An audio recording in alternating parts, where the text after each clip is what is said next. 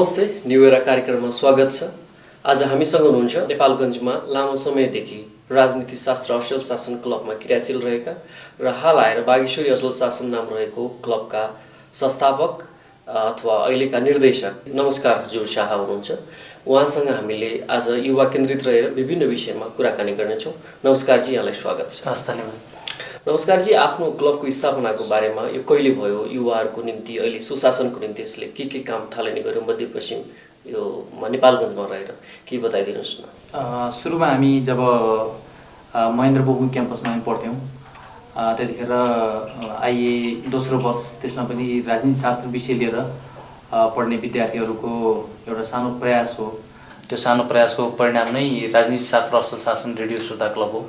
र त्यो क्लब सुरुमा एउटा रेडियो सुन्ने श्रोताहरूको क्लब थियो, तर त्यो पछि बिस्तारै समयको आवश्यकता र परिवर्तनसँगै त्यो पछि गैर सरकारी संस्थाको रूपमा रूपान्तरण भयो र अहिले सुरुमा नेपालगञ्ज बाँकेले आफ्नो कार्यक्षेत्र बनाए तापनि पछि अहिले आएर यो नेपाल अधिराज्यभर नै यसले आफ्नो एउटा कार्यक्षेत्र बनाएर भ्रष्टाचारका विरुद्धमा र देशमा सुशासन बहालीका लागि काम गरिरहेको छ। यो संस्थाको स्थापनाका विगत लामो समयदेखि नेपालमा भ्रष्टाचारको विरुद्धमा लडिरहनुभएका केदार खड्का, जो नागरिक समाजका अगुवा व्यक्ति पनि हुनुहुन्छ, उहाँको पनि उल्लेखनीय सक्रियता रहेको थियो। अहिले उहाँको सक्रियता अथवा उहाँको संस्था प्रो पब्लिक असल शासन कार्यक्रम अन्तर्गत के कस्तो कार्यक्रमहरू भइरहेछ तपाईँहरूको क्लबसँग? निश्चित रूपमा हामी प्रो पब्लिकको असल शासन कार्यक्रम, जुन असल शासन कार्यक्रम सुनेर नै हाम्रो रेडियो श्रोता क्लब स्थापना भएको थियो र असल शासन कार्यक्रमको सञ्चालक नै केदार खड्का सर हुनुहुन्थ्यो। उहाँको प्रस्तुति, उहाँको सञ्चालन गर्ने उहाँको सिप, कला, कौशल र उहाँले उठान गर्ने विषयवस्तुलाई नै मन पराएर हामीले सुरुवात गरेको हो। र यो सबै श्रेय जुन विगतको राजनीति शास्त्र असल शासन रेडियो श्रोता क्लब र अहिलेको बागेश्वरी असल शासन क्लब बास, यसको सबैको श्रेय म केदार खड्कालाई दिन चाहन्छु। उहाँको योगदान, उहाँको मार्ग निर्देशन नै हाम्रो लागि एउटा प्रेरणा बन्न पुग्यो र उहाँको अभिभावकत्व हामीले पायौँ र उहाँकै अभिभावकत्वको कारणले गर्दा हामी यो स्थानमा आइपुगेका छौँ। र जुन योगदान भ्रष्टाचारका विरुद्धमा केदार खड्काले दिनुभएको छ त्यो असाध्यै उल्लेखनीय, प्रशंसनीय छ र अहिले पनि भ्रष्टाचार विरुद्धको अभियानमा उहाँ संलग्न हुनुहुन्छ र नेतृत्वदायी भूमिका निर्वाह गरिराख्नु भएको छ र विभिन्न खालका कार्यक्रमहरू गर्ने र पछिल्ला दिनहरूमा नेपालमा गभर्नेन्स अथवा नेपालमा सुशासनलाई स्थायित्व गर्ने र संस्थागत गर्नका लागि थुप्रै नीतिहरू बनेका छन् र त्यो नीतिहरूको मस्यौदा निर्माण गर्ने, त्यो नीतिहरू बनाउनका लागि दबाव सिर्जना गर्ने र त्यो नीति आउनुको पछाडि केदार खड्का हुनुहुन्छ। नमस्कार जी, यो अहिलेको परिप्रेक्ष्यमा नेपालगञ्जमा रहेर तपाईँले गरेका कामहरू केही सफल कथाहरू हामीलाई सुनाइदिनुहोस् न। हामीसँग थुप्रै सफलताका कथाहरू छन्। त्यो सबै भन्दाखेरि एउटा लामो फेरिस्त नै पढे जस्तो होला। तथापि हामीले सुरु गरेको अभियान जतिखेर हामी असल शासनका पक्षमा आवाज उठाउँथ्यौँ, हाम्रो उमेर पनि त्यति थिएन, त्यतिखेर धेरै खालका चुनौतीहरू थिए, तर हामीले गर्दै जाँदाखेरि धेरै खालका सफलताहरू हामीले हात पार्न सफल भएका छौँ। त्यसमा सबभन्दा ठुलो उपलब्धि, सफलता भनेको त्यो जुन जनमत हामीले सिर्जना गऱ्यौँ, भ्रष्टाचारका विरुद्धमा धेरैभन्दा धेरै मान्छेहरू बोल्न थाले, त्यो ठुलो उपलब्धि हो जस्तो हामीलाई लाग्छ। र दोस्रो कुरा, सार्वजनिक सुनवाईको अवधारणालाई हामीले बाँकी जिल्लामा भित्रायौँ र त्यो सार्वजनिक सुनवाईको कारणले गर्दाखेरि थुप्रै खालका परिवर्तनहरू भए। जस्तै डुडुवाको लगानी, बालुवामा पानी भन्ने विषयमा हामीले सार्वजनिक सुनवाई गऱ्यौँ, जुन बाँकी जिल्लाको दोस्रो ठुलो नहर परियोजना हो। जुन परियोजनाको लागि बनेको जुन समिति थियो त्यो 12 वर्षदेखि एउटै व्यक्तिले चलाइरहेको स्थिति थियो र त्यो 12वटा भन्दा बढी गाविसहरूमा सिञ्चित गर्न सक्ने क्षमता राख्ने त्यो योजना हो, तर त्यो एउटै व्यक्तिले चलाएको र त्यसको त्यति पारदर्शिता र जवाबदेही नभएको कारणले गर्दाखेरि त्यो 3-4वटा गाविसमा पनि सिँचाइ नपुगेको स्थिति थियो। हामीले सार्वजनिक सुनवाई गरिसकेपछि त्यो 12 वर्षदेखि एकाधिकार भएको समिति भङ्ग भयो, मन्त्रालयले नै भङ्ग गर्यो र त्यो 3-4वटा गाविसमा मात्रै सिँचाइ जाने जुन अवस्था थियो त्यो अवस्थालाई सुधार हुँदै अहिले 8वटादेखि 9वटासम्म गाविसमा चाहिँ सिँचाइ गरिएको छ। त्यो पनि एउटा सफलताको कथा हो। र त्यो बाहेक हामीले जुन किसिमले इम्पावर गऱ्यौँ भ्रष्टाचारका विरुद्धमा युवाहरू जसरी आउनुभयो, अहिले हेर्नुहुन्छ भने बाँकी जिल्लामा अन्य गैर सरकारी संस्थाहरू, समूहहरू, नागरिक समाजका प्रतिनिधिहरू पनि अहिले भ्रष्टाचार विरुद्धको मुभमेन्टमा लाग्नु भएको छ। यो ठुलो सफलता हो जस्तो लाग्छ। अहिले नेपालगञ्जमा रहेर अहिले तत्काल गरिराख्नुभएका कामहरू चाहिँ के छ तपाईँहरूको बासले? अहिले हामीले खास गरी जनताहरू यो लोकतान्त्रिक राज्यमा लोकतान्त्रिक व्यवस्था भएका देशहरूमा नागरिकहरू आफ्ना आवाजहरू पोख्न चाहन्छन्, आफ्ना असन्तुष्टिहरू पोख्न चाहन्छन्। तर असन्तुष्टि पोख्ने थलो नपाइरहेको वर्तमान परिप्रेक्ष्यमा हामीले सार्वजनिक सुनवाईको कार्यक्रमलाई हामी बढी प्राथमिकताका साथ हामीले अगाडि लगिरहेका छौँ र त्यसमा हामीले सरकारवाला र सर्वसाधारणकै बिचमा दोहोरो संवाद गर्ने काम हामीले निरन्तर रूपमा गर्दै आएका छौँ। त्यो बाहेक हामीले अहिले पछिल्ला दिनहरूमा मिडियालाई फोकस गरेका छौँ। सञ्चारका माध्यमबाट सुशासनको खोजी गर्ने, त्यसमा हामीले विभिन्न खालका बुलेटिनहरू प्रकाशन गर्ने, पत्रपत्रिकाहरू प्रकाशन गर्ने, रेडियो कार्यक्रमहरू सञ्चालन गर्ने, डकुमेन्ट्रीहरू बनाउने, टेलिभिजन कार्यक्रम बनाउने र त्यसको ब्रोडकास्टिङ गर्ने, त्यस्तो कामहरू हामीले गरिरहेका छौँ। र त्यो बाहेक हामीले जनताको जुन गुनासोहरू छ त्यो गुनासोहरूलाई सुनवाई गर्नका लागि के गर्नुपर्छ भनेर अहिले हामी विश्व बैंकसँग मिलेर हामी काम गरिरहेका छौँ। गुनासोहरू कसरी निवारण गर्ने, गुनासोहरूको कसरी सुनवाई गर्ने भनेर हामीले विभिन्न कार्यालयहरूमा त्यो जनगुनासो निवारण संयन्त्र पनि हामीले लागू गरेका छौँ र अहिले हामी विभिन्न सरकारी कार्यालयहरूमा त्यो लागू गरेर काम गरिरहेका छौँ। काठमाडौँबाट अथवा राष्ट्रिय स्तरमा प्रसारण हुने, प्रकाशन हुने सञ्चार माध्यमहरूलाई हेर्दा उनीहरूको जोड भनेकै एउटा नेगेटिभ नकारात्मक न्युजलाई अथवा कमसल खालको पोलिटिकल न्युजलाई मेन स्ट्रिममा राखेर उनीहरू प्रकाशन गरिरहेका हुन्छन्। नेपालगञ्जमा यसको अवस्था के छ? अथवा तपाईँको पब्लिक हियरिङपछि मिडिया कर्मीहरूमा केही किसिमको एउटा पोजिटिभ आह्वान आयो होला? यस्तो छ, अब नेपालको पत्रकारिता राजधानीको पत्रकारितासँगै जोडिएको पत्रकारिता नै हो नेपालगञ्जको पनि, र निश्चित राजधानीको पत्रकारिता मफसलमा पनि त्यसले नै प्रभाव पार्दछ र जुन पत्रकारिताको ट्रेन्ड छ त्यही ट्रेन्ड नै नेपालको ट्रेन्ड पनि हो। तर त्यसको सुरुवात हामीले गरेका छौँ। हामीले डेभलपमेन्ट जर्नलिजम भनेर हामीले विकासी पत्रकारिता सुरुवात गरेका छौँ र अर्को एप्रिसिएटिभ जर्नलिजम, प्रशंसनीय पत्रकारिता भनेर हामीले सुरुवात गरेका छौँ र त्यसको केही उदाहरणको रूपमा हामीले प्रयोग गरेर पनि हेऱ्यौँ। हामीले केही स्थानीय निकायहरू गाविस जीविसँग मिलेर हामीले विकासी पत्रिका निकालिरहेका छौँ र त्यसले गर्दाखेरि अलिकति त्यहाँको पत्रकारिताको माहौल, त्यहाँको पत्रकारिताको ट्रेन्ड चाहिँ बिस्तारै परिवर्तन हुँदै गइरहेको स्थिति हो। तर लेखन शैली र पत्रकारको ध्यान जाने भनेको तपाईँले भने जस्तै राजनीति र नेगेटिभ कुरा पनि छ। दर्शकवृन्द, हामी विश्रामको घडीमा आएका छौँ। कृपया न्यू एरा कार्यक्रम हेरिरहनु होला।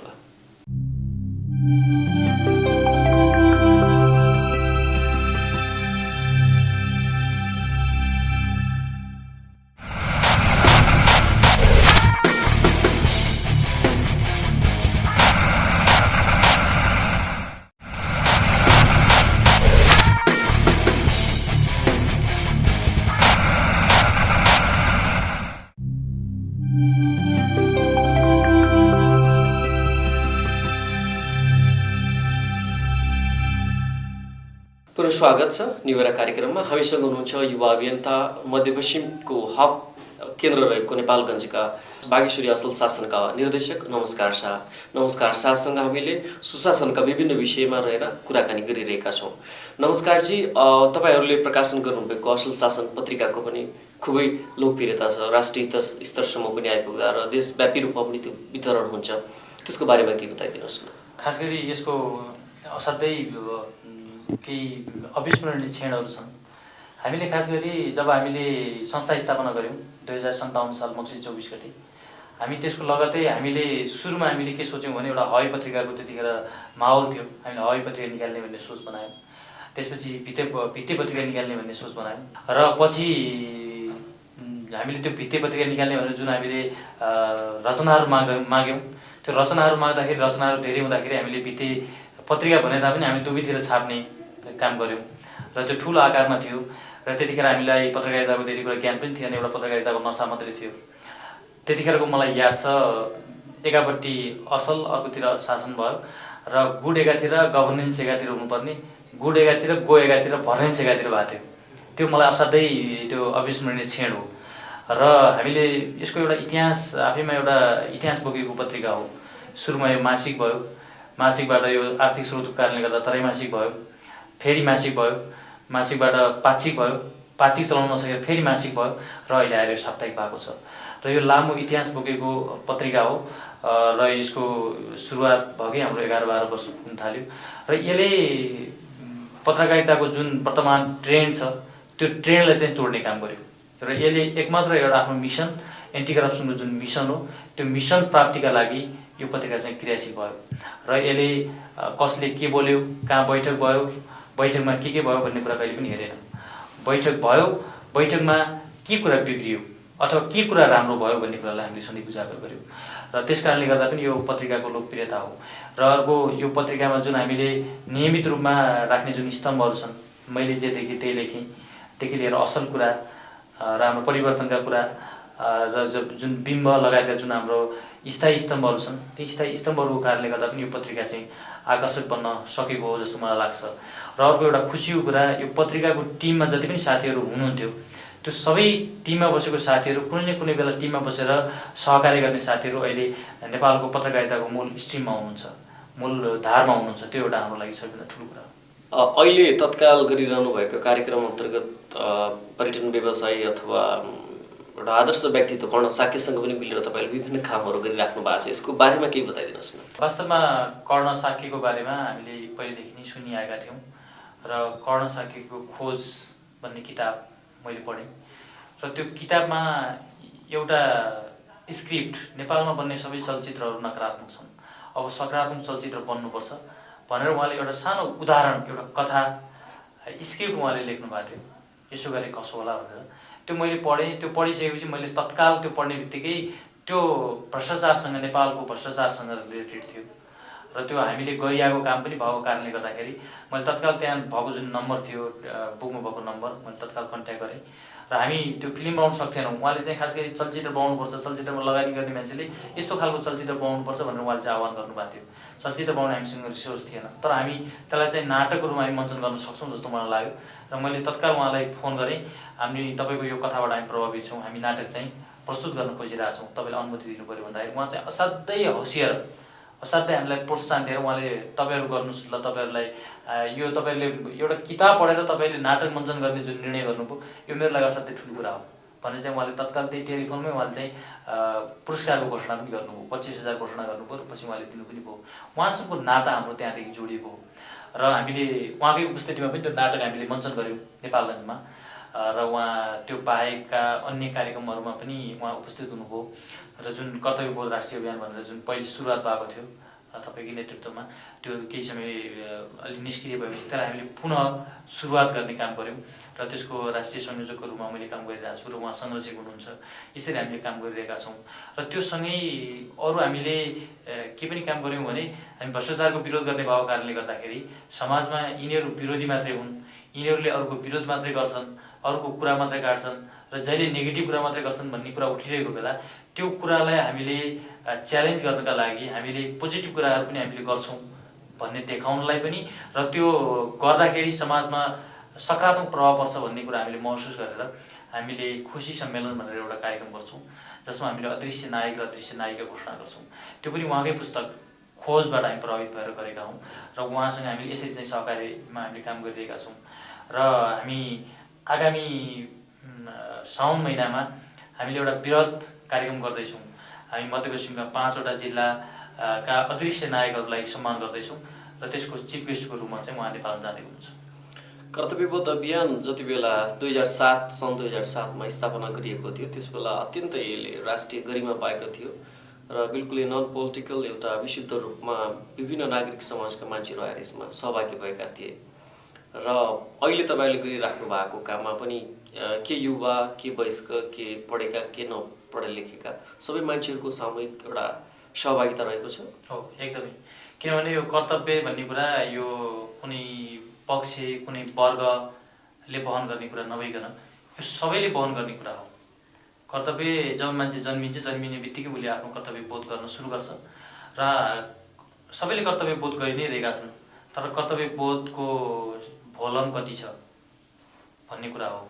त्यसैले कर्तव्य बोधबाट जो विमुख भएको छ, विमुख भएकालाई कर्तव्य बोध गरौँ भन्ने कुरा नै हामीले कर्तव्य बोध अभियानबाट गरिरहेछौँ र यसमा सबै मान्छेहरूको संलग्नता छ। दर्शक वृन्दहरू, नयाँ र पुरानो पुस्ताको बीचको सम्बन्धलाई एउटा सेतुको रूपमा अगाडि लिएर जाने न्यू एरा कार्यक्रमको सोच रहेको छ। यसै क्रममा हामीसँग आज युवा अभियन्ता नमस्कार शाह हुनुहुन्छ।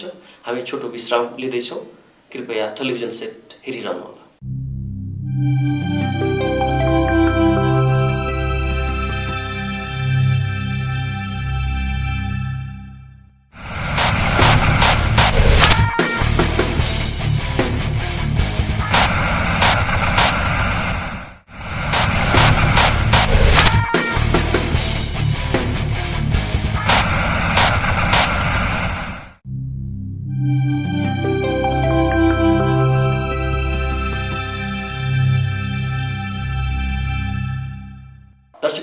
पुनः स्वागत छ निवेरा कार्यक्रममा।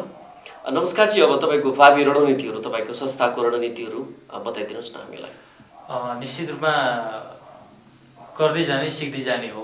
त्यो क्रममा सुरुमा हामीले सोचेका थिएनौँ कि हामी यो क्लबलाई एउटा गैर सरकारी संस्था बनाउँछौँ, यसलाई सधैँभर काम गर्छौँ भन्ने हाम्रो थिएन। त्यतिखेर थाहा भएकै कुरा हो तपाईँलाई। हामी एउटा क्याम्पस पढ्दाखेरि हामी नेपालीहरू, त्यसमा पनि सरकारी विद्यालयमा पढ्नेहरूका लागि अप्ठ्यारो विषय भनेको अङ्ग्रेजी हुन्छ र त्यो अङ्ग्रेजी पढाउने म्याडम चाहिँ नियमित रूपमा क्लासमा नआइदिँदाखेरि एउटा आक्रोशको रूपमा जन्मेको एउटा विचार समूह मात्रै थियो। त्यतिखेर हामीले सोचेका थियौँ पढाइ चाहिँ नियमित भयो भने यो क्लब छोडिदिने। तर हामी काम गर्दै जाँदाखेरि हाम्रो कामको स्पिड र हाम्रो उपलब्धि, हाम्रो सफलताले त्यसलाई हामीले छोड्न सकेनौँ र जसको निरन्तरताको परिणाम अहिले बास हो।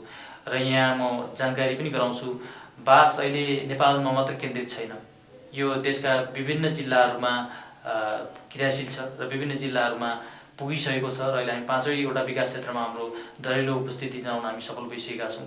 त्यसमा हामीले अहिले 50वटा जिल्लामा आफ्नो चाहिँ शाखा स्थापना गरिसकेका छौँ भने हामी 15वटा जिल्लामा हाम्रो जिल्ला कार्यालय नै हाम्रो स्थापना भइसकेको छ र आगामी 2 वर्षभित्र हामी बाँकी रहेका अरू सबै जिल्लामा चाहिँ हाम्रो शाखा चाहिँ स्थापना गरिसक्छौँ। र यो भन्नुको अर्थ यो हो कि हामी 75वटै जिल्लाबाट हामी भ्रष्टाचारको विरुद्धमा हामी आवाज प्रभाव गर्दैछौँ। र अर्को एउटा इनोभेसन के पनि हो भने अहिलेसम्म नेपालमा कुनै उदाहरण छैन पैसा नदिएर कुनै जिल्लामा चाहिँ शाखा देशैभर शाखा भएको कुनै पनि छैन। अब त्यो व्यवसायिक कुरा र पेसागत कुरा बाहेक कुनै एउटा गैर सरकारी संस्थाले देशैभरमा आफ्नो शाखा बिना पैसा स्थापना गरेको इतिहास मलाई थाहा छैन। तर हामीले त्यो गर्दैछौँ। हामीले कुनै पनि शाखालाई हामीले स्रोत दिएका छैनौँ, सोच दिएका छौँ। त्यो सोचलाई टेकेर स्थानीय रूपमा स्रोतहरू खोज्नु भएको छ, स्रोतहरूको परिचालन गर्नुभएको छ। त्यो ठुलो उपलब्धि हो र हाम्रो भावी रणनीति भनेको देशभरको यो शाखाहरूलाई कसरी सशक्तिकरण गर्ने, कसरी देशभरका हाम्रा सदस्यहरूलाई इम्पावर गर्ने र कसरी भ्रष्टाचार विरुद्धको अभियानलाई देशव्यापी बनाउने भन्ने नै हो। संस्थाको दीर्घकालीन योजनाहरूमा एउटा अर्थव्यवस्था पनि पहिलो चुरो कुरा हो, जसमा युवाहरूले आफ्नो भविष्य सोच्नुपर्ने बेला हुन्छ। उति नै बेला हामी एउटा सेवा, समाज सेवाको बारेमा पनि लिएर अगाडि बढ्छौँ। अब भ्रष्टाचारको विरुद्धमा काम गर्ने राजनीतिक दलका मान्छेहरू छन् जो आफै भ्रष्टाचार गर्छन्, अथवा कुनै आइएनजिओहरू छन् जो उनीहरू आफ्नै कर्मचारी समेतमा एउटा ठुलो खाडल रहेको छ भ्रष्टाचारको, जुन कुरा तपाईँलाई थाहा छ अनि सञ्चार माध्यममा पढ्न देख्न पाइन्छ। अब तपाईँहरूसँग त्यति पैसा पनि छैन, तपाईँले यसलाई कसरी अब एउटा स्वस्फूर्त रूपमा यसरी जिल्लाव्यापी रूपमा राष्ट्रिय रूपमा अगाडि बढाइराख्नु भएको छ? यसलाई अझ स्ट्रङली अझ कन्टिन्यू दिने केही योजनाहरू सोच्नु भएको छ? सुरुमा नै हामीले यसको स्थापना गर्दाखेरि हामीले महसुस गरेको कुरा पनि हो। खास गरी राजनीतिलाई जसरी समाजले वितृष्णाको रूपमा हेर्छ, हामीले हेर्ने जुन नकारात्मक आँखा छ, वास्तवमा राजनीति त त्यो होइन। राजनीति गर्ने मान्छेहरू नराम्रो भएको कारणले गर्दा हाम्रो धारणा त्यो बन्यो, विचार त्यो बन्यो। तर राजनीति भनेर त राज्यको नीति हो, राज्यलाई कसरी सञ्चालन गर्ने भन्ने एउटा चाहिँ परिपाटी राजनीतिबाटै हुन्छ। त्यसैले हामीले पार्टीगत राजनीति र सत्ता स्वार्थको राजनीति होइन, हाम्रो राजनीति भनेको नागरिक राजनीति हो। हामीले सुरुदेखि नै भनेका छौँ र म यहाँ जानकारी पनि गराउँछु, हामीसँग जति आबद्ध हुनुभयो, जति हामीसँग अहिले हुनुहुन्छ, त्यो साथीहरूले जिन्दगी यसमा बिताउनुपर्छ भन्ने होइन। कुनै न कुनै कालखण्डमा हामीलाई साथ दिने, संस्थालाई साथ दिने, संस्थाको अभियानलाई साथ दिने हो र त्यो अभियानलाई साथ दिन नसकेको खण्डमा बाहिरिन मिल्छ, जान मिल्छ र त्यो जुनसुकै ठाउँमा जान्छ त्यहाँ चाहिँ त्यो हामीले उठाएको कुरा र हामीले अवलम्बन गरेको कुरा उसले त्यो ठाउँमा उठाउँछ भन्ने हाम्रो मान्यता हो। त्यसैले तपाईँले जोडेको कुरा, आर्थिकको कुरा जुन जोड्नुभयो, त्यसमा के छ भने यसमा लागिसकेपछि रोजगारी गर्न नपाइने, कुनै अरू व्यवसाय नै अँगाल्न नपाइने, पेसै गर्न नपाइने भन्ने होइन। यो एउटा नागरिक राजनीति हो। हाम्रो साथीहरू यसलाई कुनै समय दिएर त्यसपछि चाहिँ उहाँले छोडेर त्यो नेतृत्व हस्तान्तरण गरेर आफ्नो जिम्मेवारीलाई हस्तान्तरण गरेर अर्को ठाउँमा पनि जान सक्नुहुन्छ। त्यसैले गर्दाखेरि यो एउटा सिस्टम हो, यो साइक्लिङ हो, यो साइक्लिङ भइ नै रहन्छ। र अर्को कुरा, स्रोतको कुरा गर्दाखेरि हामीसँग त्यो हामीले सफलता पाइसकेको कारणले गर्दाखेरि जुन स्थानीय स्रोत र साधन हुन्छ, त्यो स्थानीय स्रोत र साधन कहिल्यै सुक्दैन। हाम्रो जुन बाह्य स्रोत हुन्छ, दातृ संस्थाले दिने स्रोत हुन्छ, त्यो 1 वर्ष होला, 2 वर्ष होला, सधैँभर नहुन सक्छ। तर स्थानीय स्रोत, त्यो स्थानीय स्रोत त कहिले पनि सुक्दैन। जबसम्म देश रहन्छ, जबसम्म राष्ट्र रहन्छ, तबसम्म त्यो स्थानीय स्रोत चाहिँ कहीँ पनि जाँदैन। त्यसैले हामीले स्थानीय स्रोत र साधनको सही ढङ्गले समुचित प्रयोग गर्नुहोस् भनेर हामीले हाम्रो गाइडलाइन नै त्यही हो। त्यस कारणले गर्दाखेरि हामीलाई स्रोतको त्यति अभाव छैन। हामीले स्रोत हामीले उल्लेख्य रूपमा हामीले नदिए पनि हामीले जुन दिएको त्यो सोच छ त्यो सोचले चाहिँ स्थानीय स्रोत र साधनको सही ढङ्गले परिचालन गर्न सक्ने स्थिति छ। अहिलेको ग्लोबल ट्रेन्डलाई हेर्दा युवा नेतृत्वहरूले विभिन्न पक्षमा अग्रसरता देखाइराख्नु भएको छ र लिड गरिराख्नु भएको छ विभिन्न इन्स्टिट्युसनहरू, र नेपालमा पनि देख्न सकिन्छ तपाईँ जस्ता धेरै युवाहरू विकटमा सुगममा रहेर विभिन्न कामहरू गरिराख्नु भएको छ। र एउटा च्यालेन्जको कुरा के छ भने जब युवाहरू अगाडि आउँछन् र धेरै लामो समयदेखि आफ्नो त्यो बागडोर सम्हालेर बसेका बुढापाका अथवा पुराना मान्छेहरूले एउटा युवाहरूलाई एउटा किसिमको हेदृष्टिले हेर्ने त्यो देखिन्छ नेपालमा। यसमा तपाईँले कस्तो फेस गर्नुभएको छ, अथवा यसलाई कि तपाईँको नेपालगञ्जमा अथवा अन्य ठाउँमा कार्यक्रमको सिलसिलामा जाँदाखेरि अन्य व्यक्तिहरूबाट कस्तो किसिमको एउटा समझदारी, एक किसिमको कोलाबोरेसन त्यो पाइराख्नु भएको छ, सहयोग? अब यो के छ भने स्थिति सुरुमा हाम्रो जुन अनुभव छ, हामीहरू जब सरकारी कार्यालय अनुगमन गर्न जान्थ्यौँ, विद्यालय अनुगमन गर्न जान्थ्यौँ, त्यतिखेर हामीलाई यी फुच्चीहरूले के गर्छन् र यिनीहरूलाई पनि कहिले चाहिँ अनुगमन गर्न दिन्छ र भन्ने खालको कुराहरू हुन्थे। र यसमा सबैभन्दा ठुलो कुरा निरन्तरता र इमान्दारिता हो जस्तो मलाई लाग्छ। हामीले जुन निरन्तरता र इमान्दारिता देखायौँ त्यसमा हामीलाई जसले फुच्चे भन्थे, जसले पत्याउँथेनन्, अहिले तिनीहरू हामीलाई चाहिँ मान्ने भएका छन् र हाम्रो अस्तित्वलाई पनि उनीहरूले स्वीकार गर्न सक्ने भएका छन्। त्यसैले सबैभन्दा ठुलो कुरा काम रहेछ। त्यो कामले नै मान्छेको इज्जत, संस्थाको इज्जतलाई जोड्ने रहेछ। त्यस कारणले गर्दाखेरि हामीले जुन काम देखायौँ र हामीले गरेको कामको कारणले गर्दा जुन समाजमा सकारात्मक प्रभाव पर्यो, त्यस कारणले गर्दाखेरि जुन विगतको पुस्ता, पुरानो पुस्ता हो जसले चाहिँ हामीलाई एउटा आलाकाचा ठिटाको रूपमा हेर्थ्यो, त्यो पुस्ताले चाहिँ हामीलाई अहिले पत्याइरहेको छ। र अहिले सहयोगको कुरा गर्ने हो भने बाँकी जिल्लामा कुनै अब त्यस्तो संस्था बाँकी रहेन जुन हामीसँग चाहिँ सहकारी नगरेको होस्। कुनै न कुनै मुभमेन्टमा हामीसँग चाहिँ सहकारी गरिसकेको अवस्था। भनेपछि उनीहरूको दृष्टिकोण तपाईँमाथि राम्रो छ? राम्रो छ। कि अन्तिममा अब बागेश्वरी असल शासन क्लबको उद्देश्य अब एक त्यस्तो किसिमको एक ठोस गोल छ या एक किसिमको यो अनगोइङ प्रोसेस हो, के बताइदिनुहोस्? अब यसको परिकल्पना चाहिँ हाम्रो त्यो अब अलिकति अमूर्त छ। भ्रष्टाचार मुक्त समुन्नत समाज भनेको छौँ हामीले। अब त्यो पुग्न हाम्रो पुस्ता त के, अब भावी पुस्ता पनि सम्भव हुन्छ कि हुँदैन थाहा छैन। तर हाम्रो जुन उद्देश्य छ भ्रष्टाचारका विरुद्धमा बढीभन्दा बढी चाहिँ जनमत सिर्जना गर्ने, बढीभन्दा बढी नयाँ पुस्तालाई ट्रेन गर्ने र बढीभन्दा बढी चाहिँ जनचेतना वृद्धि गर्ने जुन हाम्रो अब्जेक्टिभहरू छ, त्यो अब्जेक्टिभहरूमा हामी पुग्छौँ जस्तो हामीलाई लाग्छ। किनभने अहिले मात्रै हेर्ने हो भने हामीसँग देशभर 5000 युवाहरू हामीसँग गोलबन्द छन् र हामी अहिले कुनै पनि बेला हामीले भ्रष्टाचार विरुद्धको मुभमेन्टलाई अगाडि लैजान खोज्यौँ र सरकारका विरुद्ध अथवा भ्रष्टाचारीहरूको जुन सञ्जाल छ त्यो सञ्जालका विरुद्धमा हामीले मुभमेन्ट चलाउन खोज्यौँ भने हामी मेचीदेखि महाकालीसम्म एकैचोटि हामी मुभमेन्ट चलाउन सक्छौँ। धन्यवाद, नमस्कार जी। हस्, धन्यवाद। आजको यस न्यू एरा कार्यक्रममा नमस्कार शाहले नेपालगञ्जमा रहेर कसरी बागेश्वरी असल शासनलाई यहाँसम्म ल्याइपुर्याउनु भयो भन्ने बारेमा बताउनु भयो र उहाँको संस्थाको उद्देश्य नेपालमा समुन्नत सुशासन युक्त भ्रष्टाचार मुक्त समाजको परिकल्पना हो, त्यो चाँडै साकार होस्, हामी होस्टेमा हैसे गरौँ भन्न चाहन्छौँ। अर्को साता भेट्ने बाचासहित अहिले बिदा हुन्छौँ। नमस्ते।